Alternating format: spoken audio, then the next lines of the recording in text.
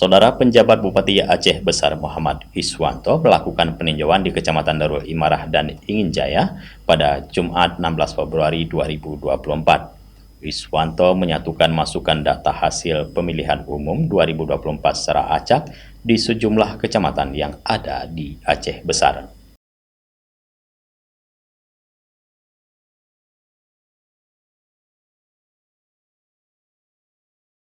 Disambut Camat Darul Imarah M. Basir dan Forkopimcam serta Panitia Pemilihan Kecamatan, PJ Bupati Aceh Besar Muhammad Iswanto menyampaikan input data di sejumlah kecamatan yang ada di Aceh Besar berjalan lancar, aman, tanpa kendala apapun.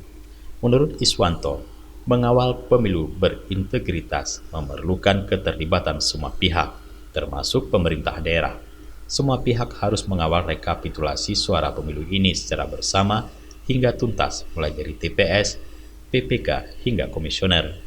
Sementara itu, Ketua PPK Darul Imarah Ahmad Wahyudi mengatakan sedikit kendala hanya ada di Kampung Pasir Butung yang kekurangan 40 lembar surat suara presiden dan di Kampung Lipu kelebihan surat suara presiden.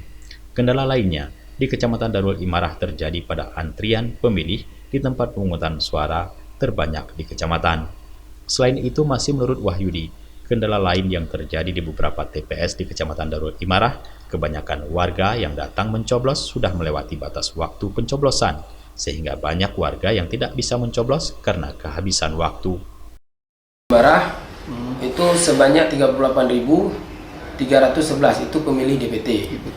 Nah, untuk jumlah kampung kami sekitar 32 kampung dengan 146 TPS. Surat suara sudah untuk kotak suara sudah diantarkan semua. Kemarin paling telat itu Kampung Uletoy sekitar jam 5 sore. Untuk hari ini kami mendata semua data yang sudah masuk ke kecamatan kami.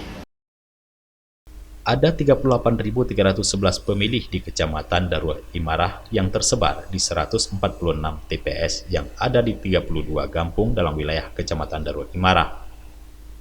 Dari Aceh Besar, Tim Liputan Aceh TV melaporkan.